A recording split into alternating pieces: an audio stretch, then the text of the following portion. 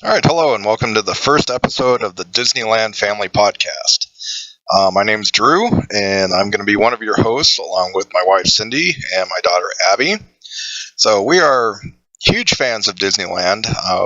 We've been going all variously since the late 70s. We've been going on and off, and we are currently annual pass holders. So we decided to do this podcast to kind of share some of our observations and wisdom about the park and hopefully help some of you out that are planning trips here, or maybe even if you're just local to the Southern California area and want to know more about Disneyland and get some tips on how to better prepare for your trip or how you can get the most enjoyment out of the park. So right now I'd like to turn it over to Cindy, and she'll tell us about what we're going to cover in this podcast. Welcome. Today's is going to be the 60th anniversary. We're going to discuss the possibility of a second 24-hour party. We're going to talk about the increase of crowds, what to expect in the next year, tips on dealing with high-capacity crowds and what happens when the park hits capacity. We're also going to discuss the decorations in both parks. That's Disneyland and California Adventure. We're going to discuss the new shows that are in both parks, along with what new merchandise Disney has for you for the anniversary. So let's begin with crowds. I don't know about these two, but I feel the park has been busier than it has ever been in all of the years that I have been visiting Disneyland. Drew, what are your observations? Yeah, just a couple thoughts. Crowds are definitely more heavier than they were last year. Couple tips on this. One thing is lines. If you're trying to stand in a line to meet a character or get a fast pass, especially in Disneyland, the lines can sometimes merge together. So make sure that you're standing in the line for the thing you actually want to get, whether that be a character meet and greet or a fast pass. If you're not sure, stick one member of your party in the line and send the other one up to the front just to make sure you're standing in the line, because the lines are getting longer, and it would really stink to be standing in a line, spend 45 minutes there, and you get up there, you think you're about to meet Mickey, and you get to a fast pass distribution. So definitely you want to make sure you're in the correct lines. Other observations, when you're dealing with the crowds, my advice is push and shove, throw elbows, just be as nasty as you possibly can. Get to the front of the line any way possible. All right, maybe not. Do try to be courteous of, you're definitely going to watch for people with strollers, people in wheelchairs, little ones that are running around right in front of you. They tend to get about knee high and run into you. So you want to keep your eyes open for, like I just said, strollers, wheelchairs, small children. What do you think? Can I add to that? Sure. When watching out for strollers and on wheelchairs, especially on the Disneyland side, because the queues there were not made for wheelchairs, we have to enter most rides through the exit. When you're leaving a ride, please look forward. Don't look at the ground. Don't be watching your phone, because you will land in my lap. Yes, I do visit the park in a wheelchair, so I have a lot of experience with this. When you're coming out of a ride, again, pay attention, because you're going to run into me. There's a lot of corners. Just be careful. Be aware of what's around you. Don't run. Walk slowly, pay attention. Do not stop in walkways. If you want to discuss with your family what you want to do next, move to the side. Same goes if you want to take a picture. When there are high crowds and traffic is moving, the last thing we need is 2 or 3 people to stop in the middle of the walkway and bottleneck the traffic. You want to keep it moving. Yeah, a couple of those walkways in Disneyland are pretty narrow, so if family or even 2 or 3 people stop right in the middle of it, it can really create a bottleneck. Also, Cindy was talking about exiting the rides. For some reason, when Disney developed their handicap accessible pattern, they are sending the wheelchairs and the physically disabled up on the left-hand side as you're walking, which is kind of counterintuitive. It's like being in England, you're traveling on the wrong side of the street.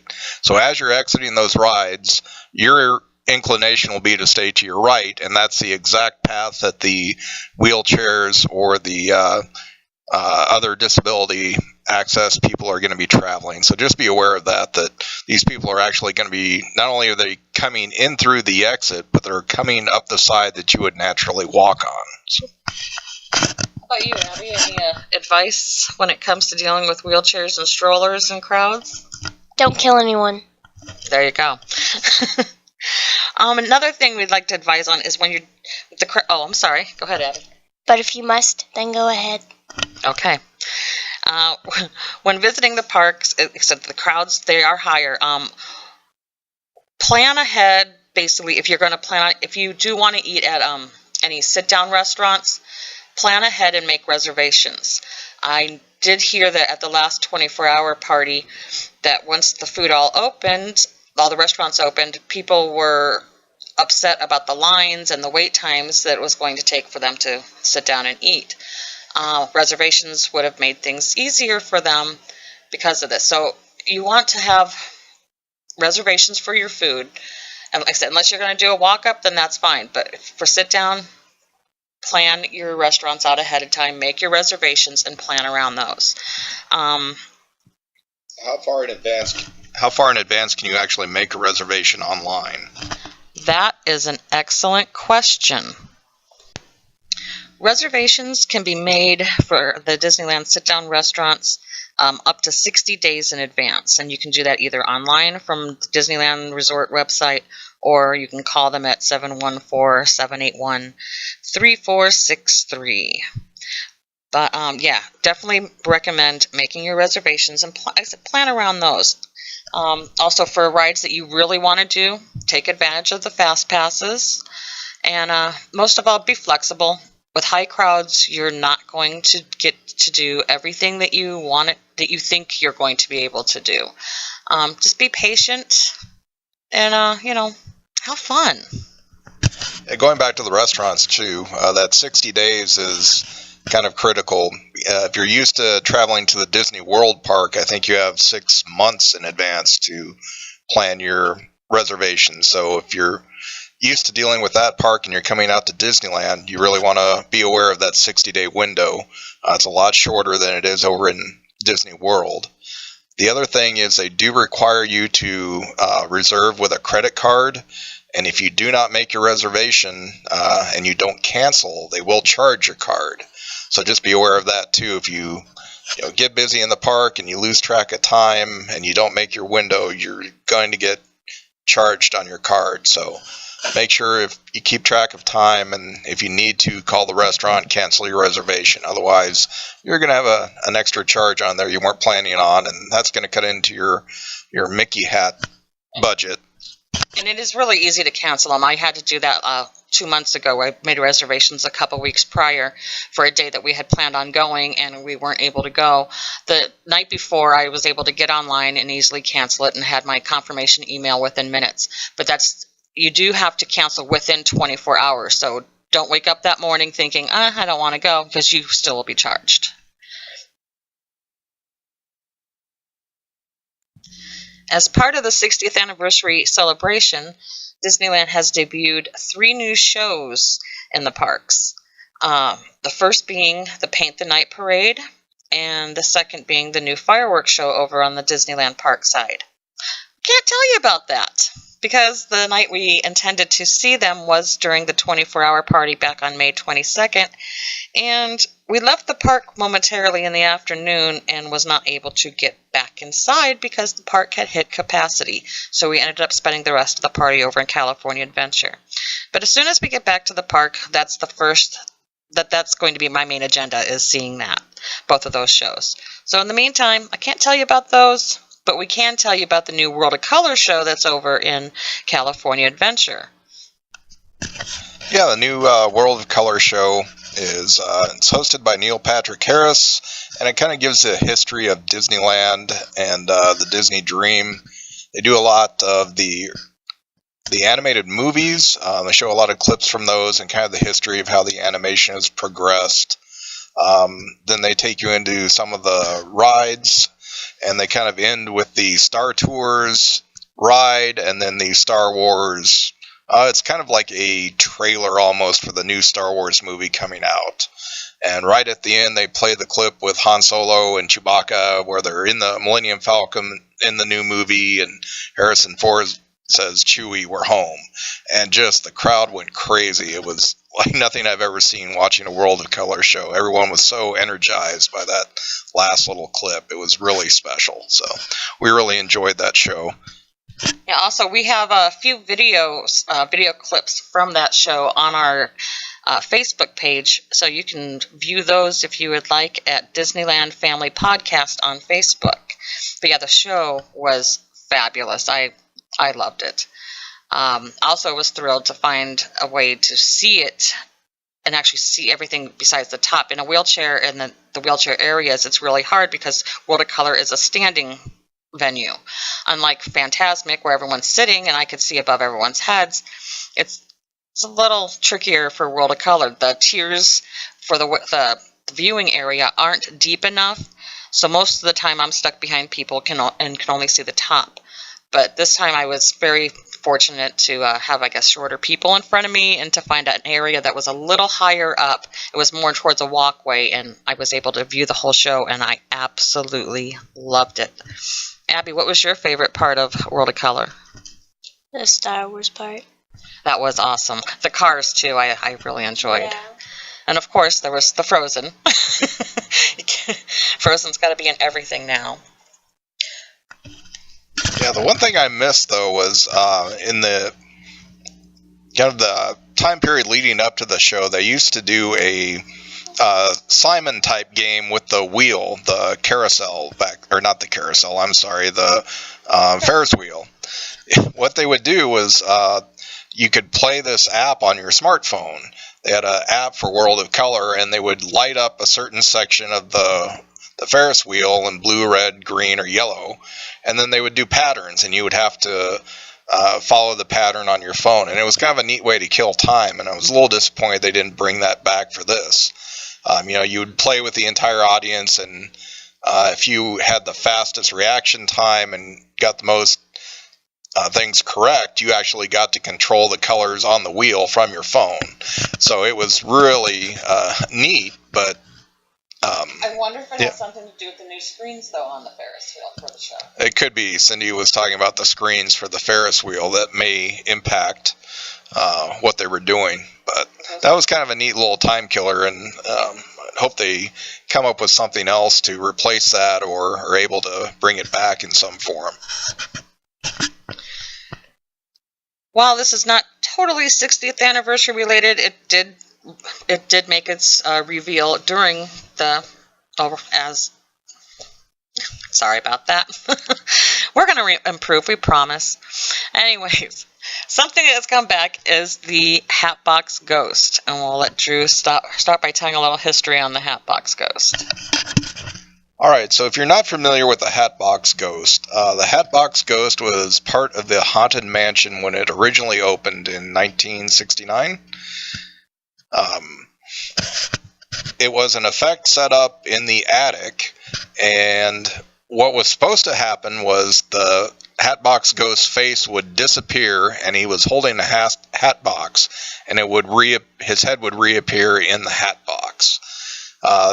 It was actually in the scene when the ride opened for its original preview, but they couldn't get the effect right. I guess it was done with lights, and it never quite appeared and disappeared correctly, so they pulled the effect out right before it opened to the general public. And there have been rumors for years and years about the Hatbox Ghost coming back, and it never quite appeared. Well, they brought the Hatbox Ghost back, and he's situated right as you leave the attic and are about to drop down into the graveyard. He's right there outside the attic. It's an amazing special effect. They did really well with it. My only complaint is it doesn't really fit the theme. It's just kind of, they dropped this out there outside the attic. It looks really modern. Like when they've added other effects to the Haunted Mansion, like when they added the bride who was kind of decapitating her husband's heads, and you saw the pictures with her with the husband and the head disappears. It blends in really well to that attic scene. The Hatbox Ghost is so modern looking. I kind of describe it as George Lucas when he went and re-updated all the Star Wars movies, and he dropped these amazing special effects in that just kind of stood out because they didn't blend in well with the movie. That's what the Hatbox Ghost reminds me of right now. It's an amazing effect. I love it, but it just seems like they just kind of dropped that in the middle of the ride, and it doesn't blend in well. Any other thoughts? Well, rumor has it that the Hatbox Ghost is the one who is hiding all of the heads from Constance's murdered husbands. Oh, interesting. Okay, I did not know that. Yeah, and the location that he's at now is just a few feet from, I guess, where he originally was. I don't know if he was originally closer to the attic by a few feet or not, but they say he's just a few feet off. Yeah, see, I would have liked to have seen the original, whatever they had in there originally, and just have them go back and try to make that work, or just update it slightly. Like I say, I think that would have been really cool, but just a personal preference thing. You know, I love the effect. I think they did a great job with it, but it seems to stand out to me. Yeah, well, he definitely stands out. I think he's amazing. I think he's almost too good for the Haunted Mansion. I think now they need to go back through and maybe do some more sprucing up and updating throughout that ride to make it, worthy of the Hatbox Ghost. Well, it reminds me, they've done some updates on some of the other rides, like Alice in Wonderland. And if you look at the effects they've added to that, it blends in really well. It doesn't, you can't really, it's noticeable that they've added the stuff, but it blends in well with the stuff that's been there all along. You don't walk in and say, wow, that's, super high tech, and then you go in to the next scene and you're like, this is disappointing.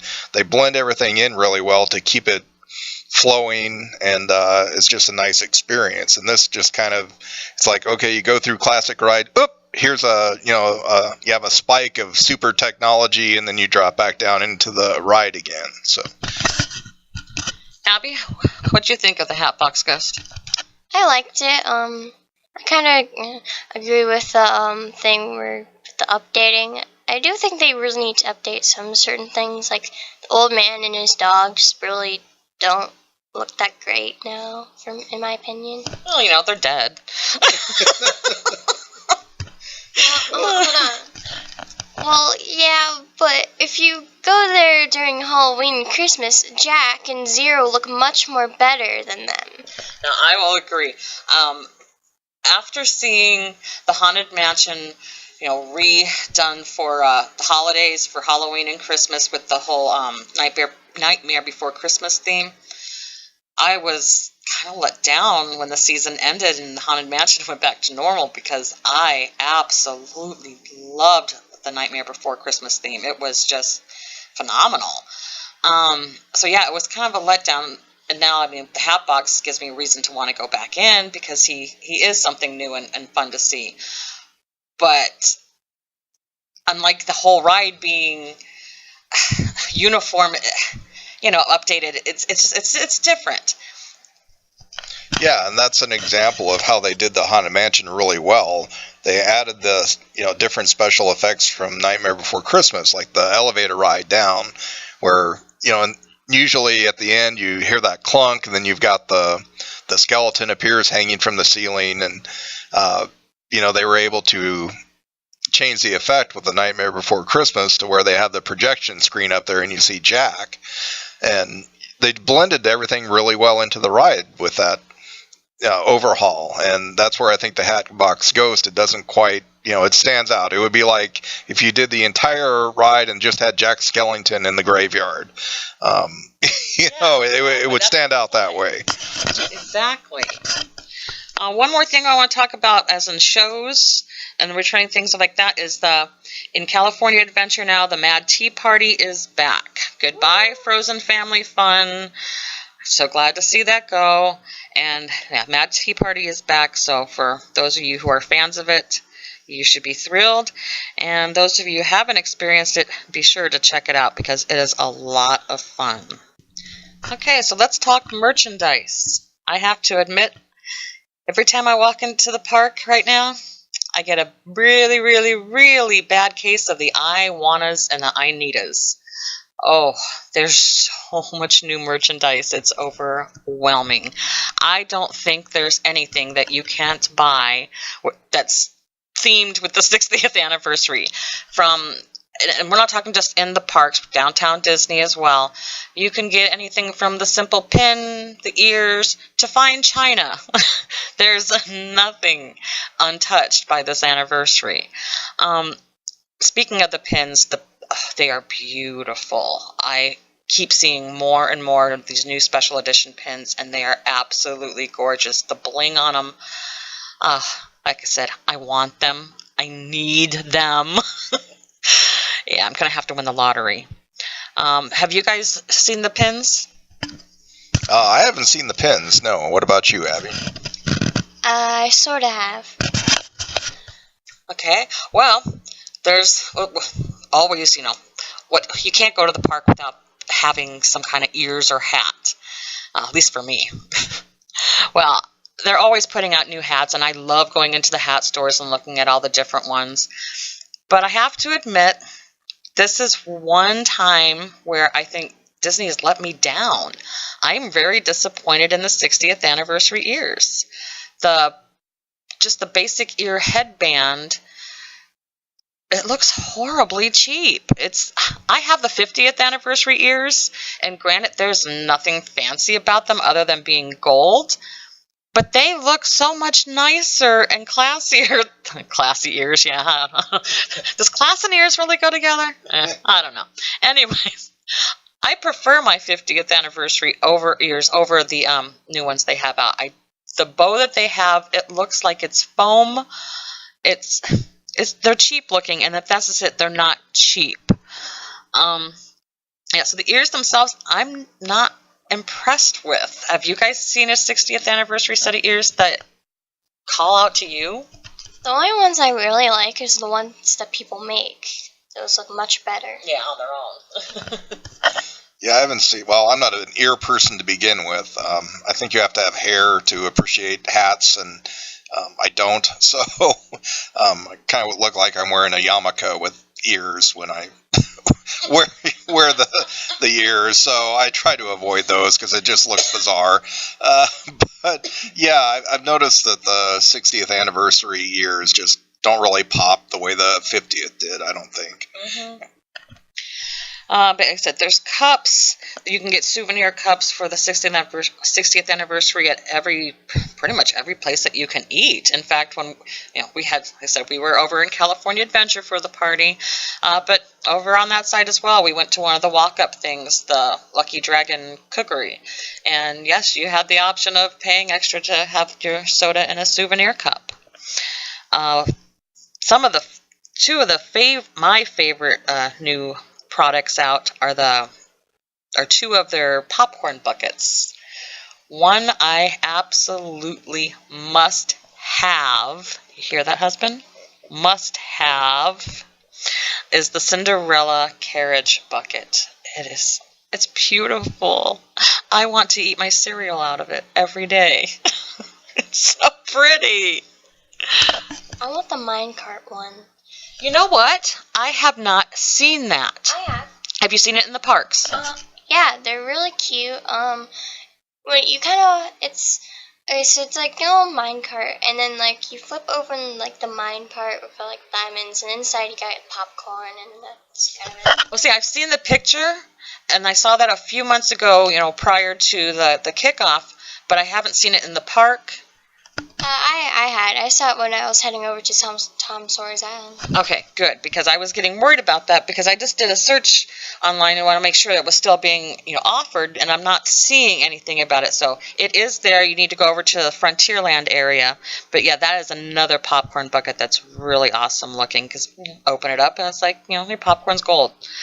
The other one that, again, I'm going to have to win the lottery because I want 1 million of these, is the Mickey balloon head, shaped popcorn bucket. I've seen a lot of cute craft ideas on Pinterest.